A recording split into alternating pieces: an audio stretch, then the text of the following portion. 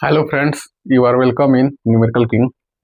आज हम लोग रिफ्रैक्शन ऑफ लाइट का सेकंड पार्ट यानी कि इसमें स्टार्ट कर रहे हैं Snell's law. Refraction of light हम लोगों ने समझा था, जब लाइट एक मीडियम से दूसरे मीडियम में इंटर करती है तो ये जो डायरेक्शन होता है लाइट का वो चेंज हो जाता है, और या तो ये जो नॉर्मल होता है पॉइंट ऑफ इंसिडेंस से उसकी तरफ बेंड करती है या उससे अवे जाती है। डिपेंड करता है लाइट किस मीडियम से किस मीडियम में जाती है। तो बेसिकली यहाँ पे हम लोग ने दिखाया है लाइट जो मीडियम 1 से मीडियम 2 में जा रही है, और जो मीडियम 1 है वो रेयरर है, रेयरर मीडियम, और जो मीडियम 2 है वो डेंसर है। डेंसर कहने का मतलब जो मीडियम सेकेंड मीडियम है उसका रिफ्रैक्टिव इंडेक्स फर्स्ट मीडियम से ज़्यादा है। तो हम लोगों ने पढ़ा है कि लाइट कभी भी रेयरर से डेंसर मीडियम में जाएगी, इंटर करेगी तो वो नॉर्मल की तरफ बेंड हो जाएगी। तो ये इंसिडेंट रे यहाँ से ये इंटर करता है सेकेंड मीडियम में, ये है मीडियम, ये सरफेस जो दोनों मीडियम को सेपरेट करता है, सेपरेटिंग मीडिया। और जब लाइट इंटर कर रही है तो ये डेंसर मीडियम में इंटर कर रही है, तो क्या हो रहा है यहाँ पे, ये जो है नॉर्मल की तरह बेंड कर रही है लाइट। तो ये हम लोग देख रहे हैं, ये लाइट का ओरिजिनल पाथ है। और ये अगर लाइट डेंसर से मीडियम में जाती तो नॉर्मल से अवे जाती, इसको भी हम लोग देखेंगे अभी। यहाँ पे हम लोगों ने दिखाया है इसको, ये हमारा फर्स्ट मीडियम है, ये सेकंड मीडियम है, ये normal at the point of, ये O point of incidence normal, ये इंसिडेंट रे, ये रिफ्रैक्टेड रे, और ये जो है लाइट का ओरिजिनल डायरेक्शन। अगर ये मीडियम नहीं रहता यहाँ पे लाइट ऐसे ही इंटर करती है सीधे। और यह जो है डेंसर मीडियम है, यह रेयर मीडियम है। तो आइए देखते हैं laws of refraction. Laws of refraction क्या क्या है। तो laws of refraction, first law है incident ray, refracted ray and normal at the point of incidence all lies in the same plane. मतलब ये जो इंसिडेंट रे है, रिफ्रैक्टेड रे है और ये normal at the point of incidence, ये तीनों जो है वो एक ही प्लेन पे लाई करते हैं। यहाँ पे हम लोग देख रहे हैं कि ये ब्लैक बोर्ड के प्लेन में तीनों रे है, तो ये एक ही प्लेन में लाई करते हैं। Second, the ratio of sine of angle of incidence to the angle of refraction is constant and equal to the refractive index of second medium with respect to first medium. Note when light goes from first medium to the second medium. इसको समझते हैं हम लोग, जो इसी को हम लोग स्नेल्स लॉ बोलते हैं। The second law of refraction is also known as Snell's law. इसको और ज्यादा हम क्लियरली समझते हैं इस स्टेटमेंट को। ये स्टेटमेंट एग्जाम में पूछा जाता है, इसको आप लिख सकते हैं यहाँ पे। Ratio of sine of angle of incidence, तो साइन जो ये रेशियो लिया जा रहा है दो एंगल का, तो पहले क्या है sine of incidence, incidence angle कितने i to the angle of refraction sine of r. To the यहाँ पे आप लिख सकते हैं sine of angle of refraction, या वो समझ में आ रहा है। साइन मतलब है trigonometric, equal to refractive index of second medium और फर्स्ट मीडियम। तो ये बहुत जरूरी है, कभी भी कंफ्यूज नहीं होना है कि हमारा मीडियम रेयरर से डेंसर में जाएगा तो क्या होगा, और डेंसर से रेयरर में जाएगा तो क्या होगा। यहाँ पे लाइट रेयरर से डेंसर मीडियम में जा रही है, हमेशा जो लिखेंगे जिस मीडियम से लाइट दूसरे मीडियम में जा रही है तो जो रेशियो होगा वो रिफ्रैक्टिव इंडेक्स सेकंड मीडियम का to the refractive index first medium हमेशा। अगर ये लाइट यहाँ से इंटर करती तो एंगल ये लेते, तो ये इसको हम लोग रिवर्स करते हैं। तो यहाँ पे बहुत यही है Snell's law. This is the refraction second law और also known as Snell's law. Snell's was a scientist, was also mathematician, तो उन्होंने रे ऑप्टिक्स को डिटेल में पढ़ा और उन्होंने फर्दर ये लॉ दिया। तो इसके according sine of angle of incidence to the sine angle of refraction equal to μ2 by μ1, मतलब refracting of second medium to the refraction of first medium, तो ऐसे लिख सकते हैं। तो क्लियर है आपको ये, या इसको ऐसे भी कह सकते हैं कि यहाँ पे कितना भी मीडियम हो, मान लीजिए यहाँ पे एक सरफेस मीडियम है, फिर यहाँ से दूसरा एक मीडियम आ गया, तो उससे फर्क नहीं पड़ता है। प्रोडक्ट होता है रिफ्रैक्टिव इंडेक्स किसी भी मीडियम के लिए, for a medium the product of refractive index and sine of angle in that medium।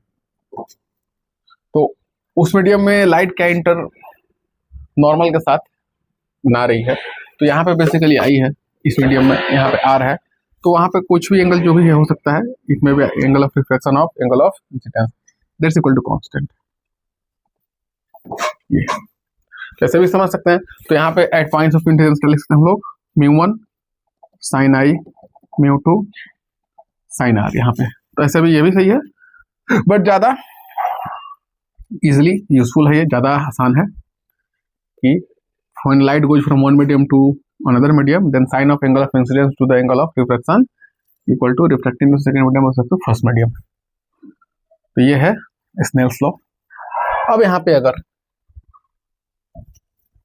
हमारा जो रेयर मीडियम है ये अगर एयर हो जाए, हम लोग जानते हैं इसका रेफ्रिजरेंस कितना होता है 1, और ये सेकंड मीडियम में जा रहा है, कुछ भी हो सकता है, वाटर हो सकता है, whatever medium two let's suppose water. तो यहाँ पे जो रिफ्रैक्टिव इंडेक्स है ये लेट्स से म्यू, इसको लोग म्यू बोलते हैं। तो इस केस में हमारा क्या होगा, तो इसको भी हम लोग बहुत आसानी से लिख सकते हैं साइन आई साइन आर। इसमें फर्स्ट से सेकंड मीडियम में आ रही, सेकंड मीडियम क्या है हमारा μ2, μ2 कितना हो गया म्यू, और यहाँ पे एयर है तो 1। तो एयर के लिए हम लोग वैसे भी लिख सकते हैं air by Q sine I by sine R equal to mu. देखिए काफी आसानी से हम लोगों ने स्नेल्स लॉ को समझ गए। अब मैं इस जरा फिगर को रेसिप्रोकेट करता हूँ, इसको जरा मैं चेंज करता हूँ।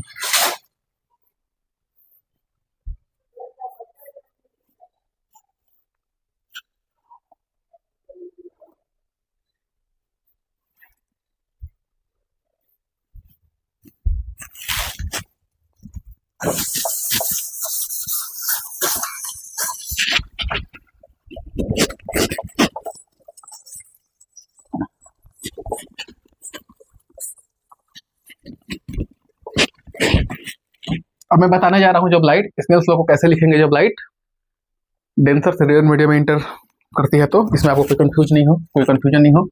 ये देखिए ये है हमारा नॉर्मल और ये है मीडियम। आप इसको μ2 भी लिख सकते हैं, μ1 जैसा आप सोचे इसको। आप चाहे तो इसको μ1 ले सकते हैं। लेट्स अब हमारा लाइट जो है ऐसे ये μ2 μ1 ग्रेटर देन μ2। हम लोग जानते हैं जिस मीडियम का रिफ्रैक्टिव इंडेक्स ज़्यादा होता है उसके सराउंडिंग मीडियम से तो क्या होता है डेंस। यहाँ पे μ1 का रिफ्रैक्टिव इंडेक्स μ2 से ज़्यादा है तो μ1 क्या है डेंसर मीडियम। ये ऐसे ही हम लोग इजीली पहचान जाएंगे। और ये है रेयर मीडियम और ये सरफेस है दोनों मीडियम को सेपरेट कर रही है। तो ये लाइट का ओरिजिनल डायरेक्शन। अगर ये मीडियम चेंज नहीं होता तो लाइट ऐसे इंटर करती चली जाती। अब देखिए ये है हमारा incident ray.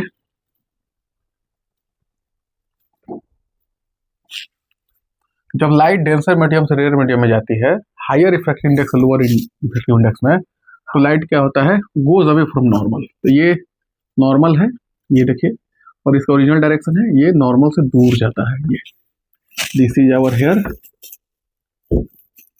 Refracted ray and this is angle of incidence and this one angle of refraction। इसको चाहे तो हटा सकते हो, कंफ्यूज नहीं होना है, बस वो ओरिजिनल पाथ है तो हटा दीजिए इसको।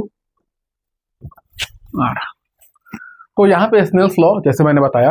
अब यहाँ पे कौन सा मीडियम है, इट्स डेंसर। तो डेंसर से रेयर में जाती है तो जो हमारा तरीका है स्नेल्स लॉ लिखने का उसमें कोई चेंज नहीं होगा। Sine of angle of incidence, यहाँ पे angle of incidence denser medium में, फिर लाइट चली गई इस सेकंड मीडियम में, सेकेंड मीडियम में रिफ्रैक्टिव इंडेक्स μ2 है, सॉरी यहाँ पे एंगल ऑफ रिफ्लेक्शन r है, क्या होगा साइन r इक्वल टू इस मीडियम का रेफरेंस कितना है μ2 बाई μ1। यहाँ भी आसानी से ये हर जगह यूजफुल है, हर जगह ये लागू होता है। यहाँ आपने देखा कि जब लाइट डेंसर मीडियम से रेयर मीडियम में जाती है तब भी हम लोग स्नेल्स लॉ वहाँ भी हम लोग लिख सकते हैं। तो जहां भी मीडियम चेंज होगा लाइट का उस पॉइंट पे स्नेल्स लॉ वैलिड है। अगर डेंसर मीडियम का हम लोग यहाँ पे रिफ्रैक्टिव इंडेक्स μ2 लेते हैं, ये अब इसको हम लोग सेकंड मीडियम बोलते हैं और ये हमारा फर्स्ट मीडियम है। ये स्टिल डेंसर है, ये रेयर है। तो यहाँ पे क्या होगा μ2 ग्रेटर देन म्यू वन। यहाँ पे हमारा ये था म्यू वन, ये था म्यू टू, बट अब यहाँ पे हम लोग म्यू टू और इसको म्यू वन बोलते हैं। तो यहाँ पे क्या लिखेंगे, म्यू साइन आई, इसके लिए इसको मैं बता दूं by sine R equal to mu one by mu to.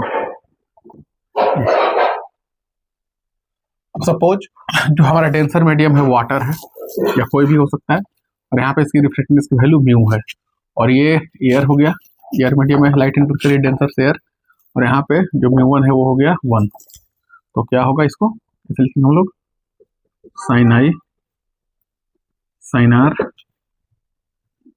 ये हो जाएगा वन बाई म्यू जैसे। तो ये हमेशा इस बात को, इस कॉन्सेप्ट को ध्यान में रखें कि लाइट किस मीडियम से किस मीडियम में जा रही है। अगर डेंसर से रेयर जा रही है या फिर रेयर से डेंसर जा रही है, तो हमेशा जो स्नेल्स हम लोग यूज करेंगे उस पर बाकायदा इसका आपको याद करने की जरूरत नहीं है।